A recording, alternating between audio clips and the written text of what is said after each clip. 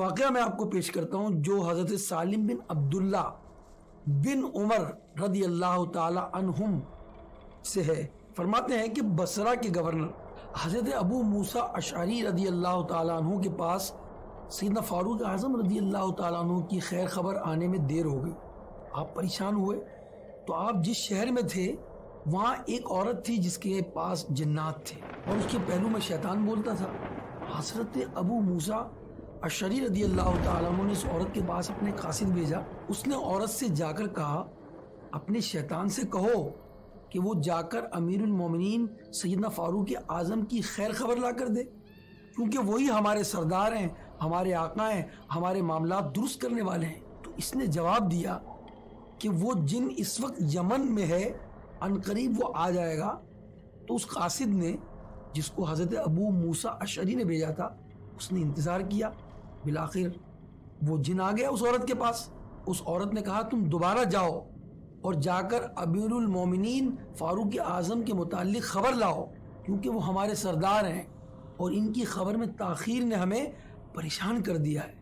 تو شیطان نے کہا کہ حضرت عمر رضی اللہ تعالیٰ عنہ کی شان تو بہت بڑی ہے، وہ ایسے شخص ہیں کہ جن کے قریب جانے کی ہم طاقت نہیں رکھتے۔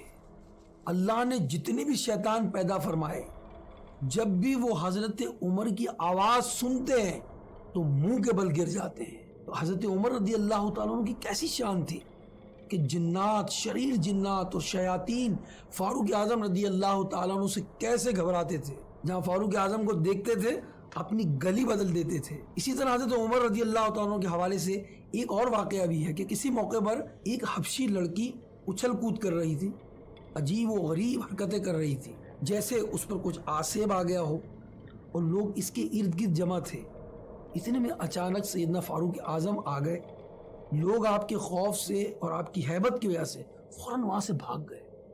اس موقع پر نبی کریم علیہ الصلوۃ والسلام نے فرمایا میں دیکھ رہا ہوں کہ انسانی اور جناتی شیطان عمر کو دیکھ کر بھاگ رہے ہیں۔ تو دیکھا آپ نے کہ فاروق اعظم رضی اللہ تعالیٰ عنہ سے جنات کیسے ڈرتے ہیں۔ اور اگر آپ کو محسوس ہو کہ جہاں آپ ہیں وہاں جنات زیادہ ہیں یا شریر جنات ہیں یا آپ ویسے ہی جنات سے حفاظت چاہتے ہیں تو ان باتوں پر عمل کرنا آپ کے لیے بہت فائدہ مند ہوگا۔ اس لیے جو باتیں میں بیان کر رہا ہوں اس پر آپ عمل کریں گے، انشاءاللہ شیاطین سے آپ کی حفاظت رہے گی۔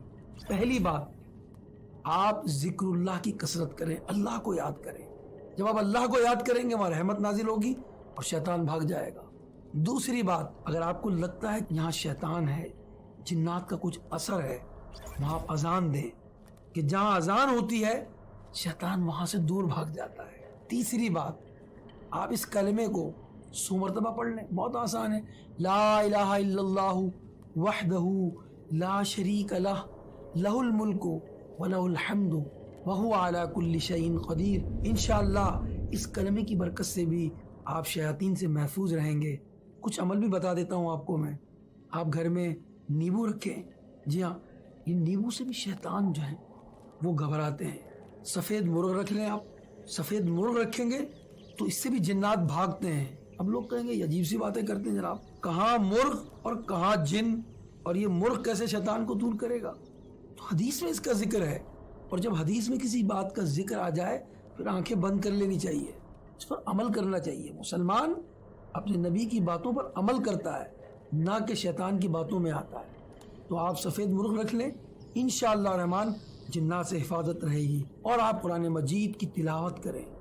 کئی ایک صورتیں ہیں، اس کے فیضان سے، ان صورتوں کی برکتوں سے انشاءاللہ الرحمن آپ جنات کے اثر سے محفوظ رہیں گے۔ سورہ بقرہ ہے، سورہ آل عمران ہے، سورۃ الاعراف ہے، اور سورہ حشر کی آخری آیات ہیں، اور سورہ اخلاص ہے، اور سورہ فلق اور سورہ ناس ہے۔ یہ صورتیں جب آپ پڑھیں گے انشاءاللہ الرحمن آسان بھی ہیں۔ اس طرح آیت الکرسی جو ہے، اس سے تو ایسے بگڑے کام بن جاتے ہیں کہ کیا کہنے ہیں۔ سیدہ قتادہ رضی اللہ تعالیٰ سے روایت ہے، فرماتے ہیں کہ جو شخص اپنے بستر پر ٹیک لگاتے وقت آیت الکرسی پڑھ لے گا تو اس کے لیے 2 فرشتے مقرر کر دیے جائیں گے جو صبح تک اس کی حفاظت کرتے رہیں گے۔